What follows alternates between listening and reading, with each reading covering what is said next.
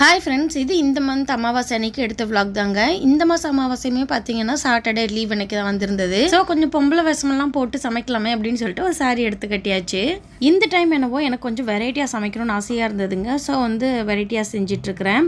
காலையில் எழுந்ததும் எல்லா வெஜிடபிளும் கட் பண்ணி வச்சிட்டேன். ஸோ ஈஸியாக சமையலையும் முடிச்சாச்சு. இப்போல்லாம் இந்த மாதிரி வெரைட்டியாக நிறைய டிஷ்ஷஸ்லாம் செய்கிறது இல்லைங்க. பக்கத்தில் ரமாவும் இருக்கிறதுனால நான் 2 டிஷ் ரமா 2 டிஷ் அப்படின்னு சொல்லி செய்வோம். ஸோ நிறையா டிஷ்ஷஸ் வந்துடும், சேர்த்து வச்சு சாப்பிடுவோம்.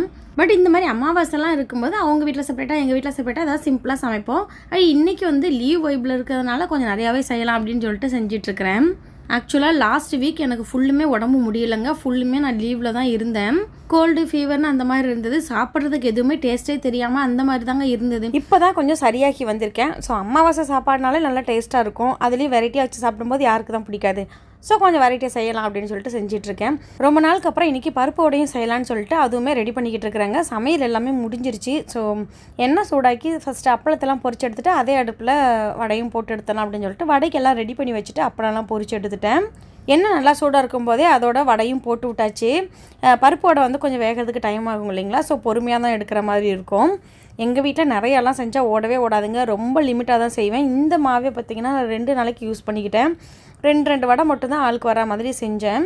நல்லா கிறிஸ்பியாக சூப்பராக வந்திருந்தது. இதுக்கிடையில் அப்பளத்தெல்லாம் கவரில் கட்டி வச்சிடலாம் அப்படின்னு சொல்லிட்டு கட்டிக்கிட்டு இருக்கேன். இல்லாட்டி கொஞ்சம் நமத்து போயிடுங்க சாப்பிட்றதுக்குள்ளே. இப்படி கட்டி வச்சிட்டோன்னா இது தீர்ற வரைக்கும் 2-3 நாள் ஆனாலுமே நல்லா கிறிஸ்பியாகவே இருக்கும். பாயசம்லாம் இருக்குது, இடையில சூடு பண்ணி அப்பளம் போட்டு சாப்பிட்றதுக்கும் செம்மையாக இருக்கும். அதனால் கட்டி எடுத்து வச்சாச்சு. சமையலுமே முடிஞ்சிருச்சுங்க. நல்லா சுட சுட சாதம், பூசணிக்காய் சாம்பார், ரசம், முட்டைக்கோஸ் பொரியல், வாழைக்காய் வறுவல், பருப்பு வடை, பால் பாயாசம் எல்லாம் செஞ்சு ரெடி பண்ணியாச்சுங்க. நான் சமையல் முடித்தேன். ஹஸ்பண்டும் கரெக்டாக டியூட்டிக்கு போயிட்டு வந்துட்டாங்க. வந்ததும் ஃப்ரெஷ் ஆகிட்டு லைட்டாக பூஜையெல்லாம் முடிச்சுட்டு அப்படியே சாப்பாடு எடுத்து வச்சுட்டேன். இவங்க காலையிலேருந்தே சாப்பிடாம ஃபாஸ்டிங் இருக்கிறதுனால டியூட்டி இருந்தாலுமே நான் காலையிலே எவ்வளோ நேரமாக எழுந்து செய்ய முடியுதோ கரெக்டாக செஞ்சு வச்சுட்டு தாங்க ஆஃபீஸ் போவேன். வந்தது இவங்க ஃப்ரெஷ் ஆகிட்டு சாப்பிடட்டும் அப்படின்னு சொல்லிட்டு இன்றைக்குமே லீவ் இருந்ததுனால அவங்க வரதுக்கு முன்னாடி எல்லாமே சூடாக செஞ்சு வச்சுட்டேன். ஸ்ரீனிவாசனுமே வந்திருந்தாங்க. எல்லாருமா சேர்ந்து சாப்பிட்டு என்ஜாய் பண்ணணும்.